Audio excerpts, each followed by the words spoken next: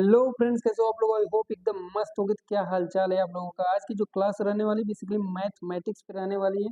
बहुत सारे स्टूडेंट के डाउट रहते हैं कि मैथमेटिक्स को हम कैसे पढ़ें और कितने अच्छे से पढ़ें कि हम 97 98 मार्क्स और 100 मार्क्स तक स्कोर कर लेते हैं, कर सकते हैं। ठीक है, बेसिकली मैं इसी पे बताऊंगा और कौन कौन से चैप्टर इंपॉर्टेंट हैं और कौन कौन से चैप्टर के से कितने मार्क्स आते हैं, उसी पे मैं बताने वाला हूँ। तो वीडियो को लास्ट तक जरूर देखना। और मैं ये भी बताऊंगा कैसे मैंने पढ़ा था और कैसे मेरे 97 मार्क्स आए और 100 मार्क्स मेरे क्यों नहीं आए, वो भी मैं बताऊंगा। ठीक है, तो बने रहिए। चलिए देख लेते हैं। चैप्टर 1 है संबंध और फलन। इससे 7 नंबर के क्वेश्चन जो होते हैं वो फिक्स रहते हैं। 7 नंबर के क्वेश्चन, एक 5 नंबर का क्वेश्चन और 2 नंबर के क्वेश्चन। इससे क्या, एक एक नंबर के ऑब्जेक्टिव रहेंगे और 5 नंबर का एक क्वेश्चन रहेगा। इससे फिक्स रहते हैं कि हमें 7 नंबर से देखने मिलेंगे चैप्टर 1 से। हर एक सेट में आप उठा के देख लोगे PYQ, 5 नंबर, 6 नंबर और 7 नंबर के क्वेश्चन जो होते हैं, 7 नंबर तक के क्वेश्चन फिक्स रहते हैं चैप्टर 1 से। किस तरह के क्वेश्चन आते हैं चैप्टर 1 में? 5 नंबर के। जनरली चैप्टर 1 में 5 नंबर के क्वेश्चन आते हैं कि a माइनस बी 2 से विभाज्य है और इन्हें हमें क्या दिखाना पड़ता है? स्वतुल्य, सममित और संक्रामक दिखाना पड़ता है। अगर आप स्वतुल्य, सममित और संक्रामक दिखा देते हो तो आपके 5 नंबर क्या हो जाते हैं? पक्के हो जाते हैं। इसी प्रकार a माइनस बी को 5 से विभाज्य है, 7 से विभाज्य। इसी प्रकार के क्वेश्चन, एक क्वेश्चन आपको देखने मिलेगा यूपी बोर्ड में। ठीक है, 5 नंबर के। तो चैप्टर 1 की बात हो गई। और चैप्टर 2 प्रतिलोम त्रिकोणमिति। प्रतिलोम त्रिकोणमिति उतना इम्पोर्टेंट नहीं है मुझे लगता है, क्योंकि जितने भी मैंने 2024 में PYQs उठा के देखे थे और एनालाइज किया था, सारे PYQs को मैंने लगाया था, तो चैप्टर 1 के 1 नंबर या 2 नंबर के क्वेश्चन आते हैं। जनरली 1 नंबर के आते हैं, कभी कभी 2 या 3 नंबर के आ जाते हैं।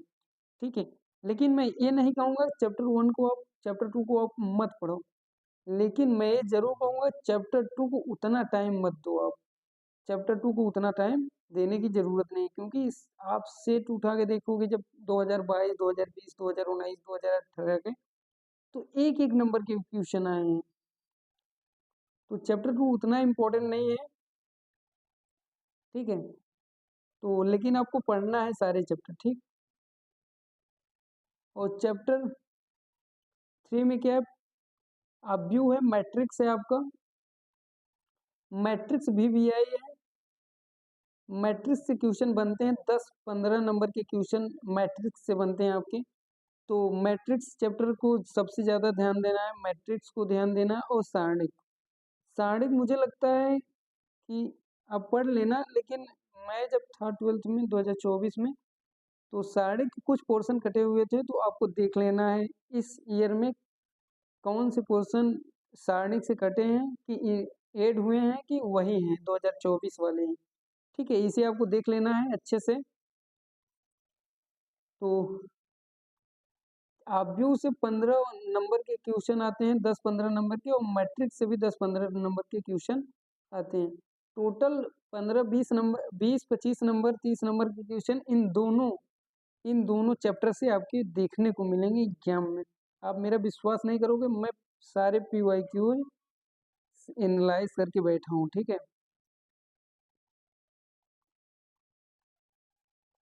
तो चैप्टर 3 और चैप्टर 4 को ज़्यादा ध्यान देना है आपको। ठीक, और चैप्टर 7 आती है, चैप्टर 5 और सातंत और अवकलनीयता, कॉन्टिन्यूटी एंड डिस्प्लेसमेंट। सांतत्य अवकलनीयता को आपको देख लेना है। सांतत्य अवकलनीयता VBI चैप्टर है, और सांतत्य और अवकलनीयता को अगर आप अच्छे से करते हो तो उसके आगे आने वाले जो चैप्टर हैं, समाकलन हो गया, एप्लीकेशन ऑफ इंटीग्रेशन हो गया, समाकलन के अनुप्रयोग, ये सब चैप्टर क्या इजी लगेंगे आपको। अगर आपने पांचवा चैप्टर अच्छे से पढ़ा है, पांचवा चैप्टर आपने अच्छे से पढ़ा है, तो उसके आगे आने वाले क्वेश्चन 6वां चैप्टर, 7वां चैप्टर और 8वां चैप्टर आपको बहुत ज़्यादा ईजी हो जाएंगे अगर आपने 5वां चैप्टर अच्छे से पढ़ा है। ठीक है, तो 5वें चैप्टर से आते हैं 10-15 नंबर के क्वेश्चन, इससे भी आते हैं। तो ये चैप्टर नंबर 5 तो सबसे ज़्यादा इम्पोर्टेंट है। ठीक है,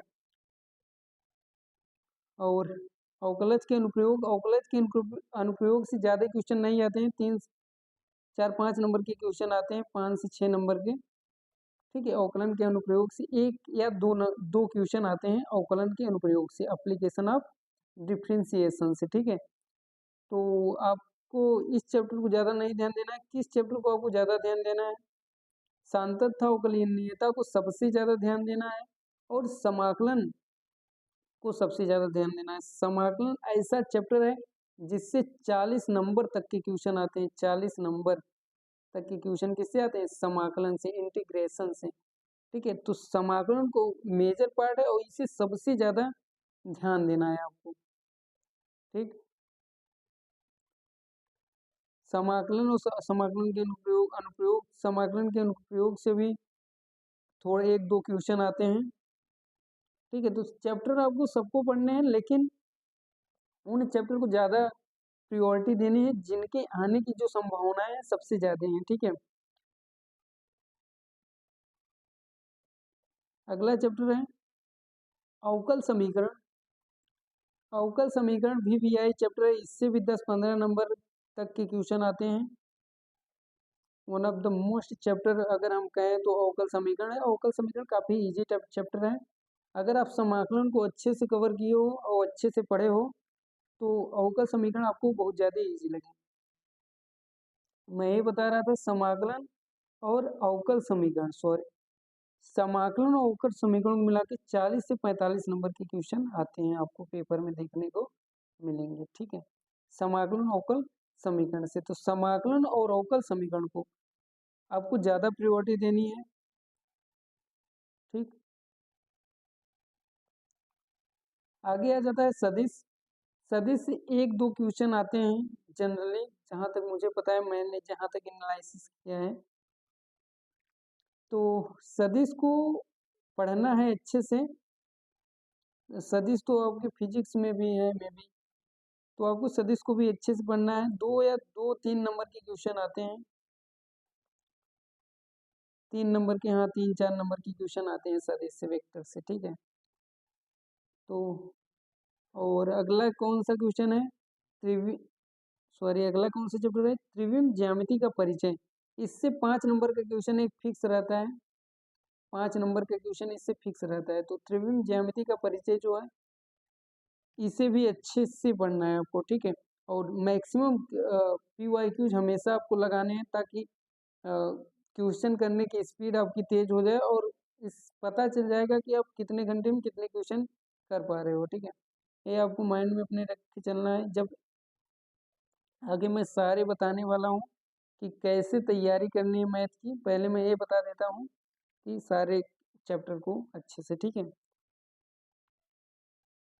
उसके बाद रैखिक प्रोग्रामन से 7 नंबर का क्वेश्चन फिक्स रहता है।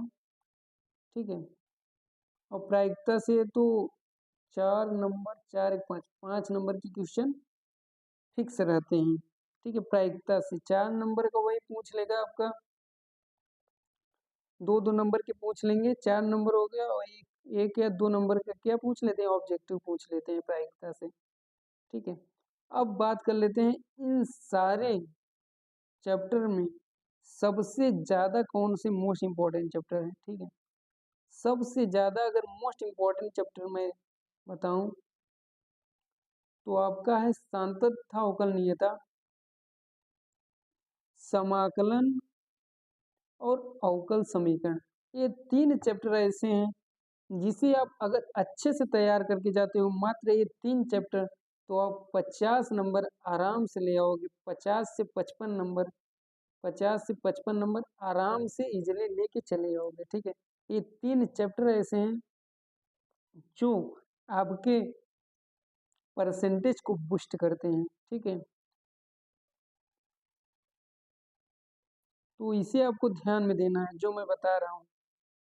ठीक, और उसके बाद अगर मैं बताऊं तो अगला है त्रिविम ज्यामिति और रैखिक प्रोग्रामन और प्रायिकता। इससे 5-5 नंबर के क्वेश्चन फिक्स रहते हैं। फिक्स मैं बता रहा हूँ, 5-5 का मतलब आएंगे ही आएंगे। और त्रिविम ज्यामिति से तो एक साथ क्वेश्चन 7 नंबर का क्वेश्चन बनता है, ठीक है।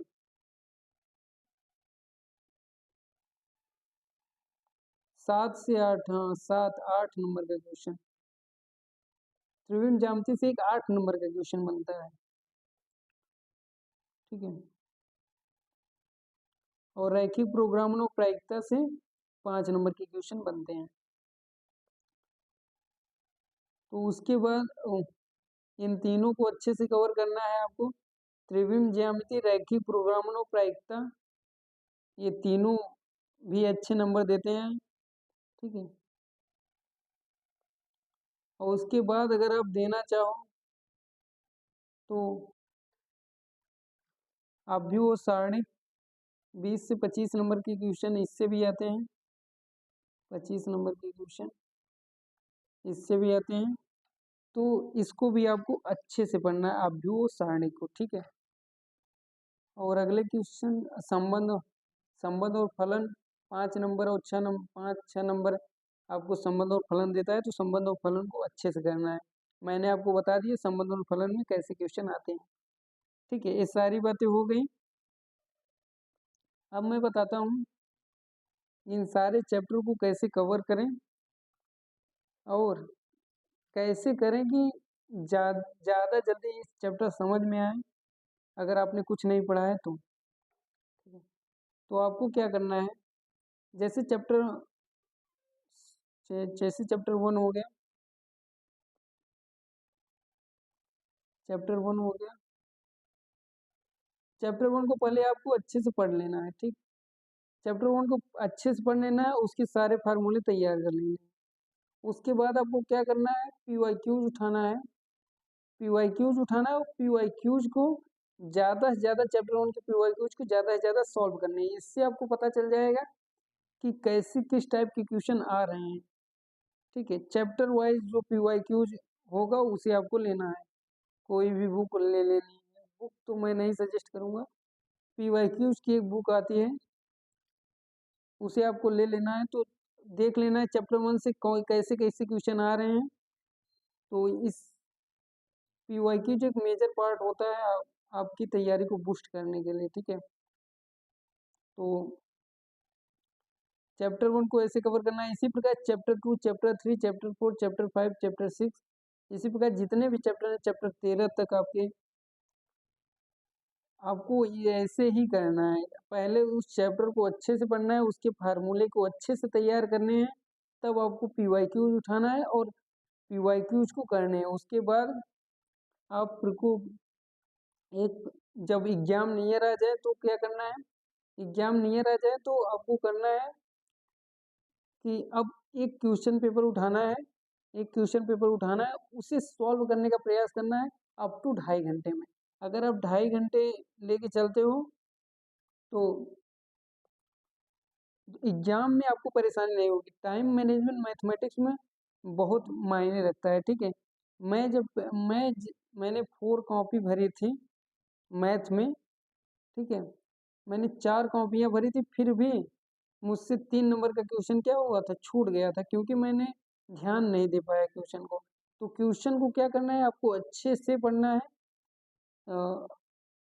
ताकि आप क्वेश्चन को समझ सको और अच्छे से कर पाओ, ठीक है। तो यही सब चीज़ें हैं जिसे आपको माइंड में ध्यान रखनी है। मैं आपको फिर से रिकॉल करा दूं एक बार। पहले है किसे किसे ध्यान देना है, किस किस चैप्टर को, संतत 5वां चैप्टर, 7वां चैप्टर और 9वां चैप्टर, इसे आपको अच्छे से कवर करना है, ठीक है। उसके बाद आपको कौन से चैप्टर पे ध्यान देना है, 20-25 नंबर के क्वेश्चन आव्यूह और सारणिक से आते हैं, तो इसे आपको ध्यान देना है। उसके बाद आपको ये तीनों चैप्टर 11, 12, 13, ये तीनों चैप्टर आपको अच्छे से पढ़ने हैं, ठीक है। इनमें आपको सबसे ज़्यादा वर्क करना है इन चैप्टर में, ठीक।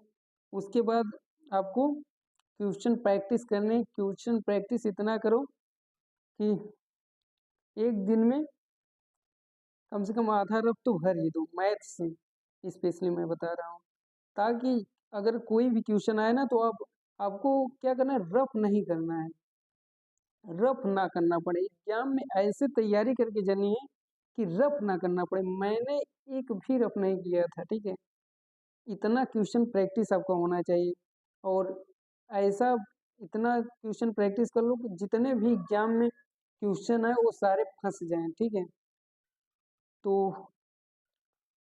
यही तक था। अगर वीडियो पसंद आए तो लाइक शेयर एंड सब्सक्राइब करें, और अपने दोस्तों के साथ शेयर करना ना भूलें, ठीक है। तो मिलते हैं अगली वीडियो, और अगली वीडियो आपको किस पर चाहिए, किस सब्जेक्ट पे चाहिए, वो मुझे बता देना, मैं अपलोड कर दूंगा, ठीक है।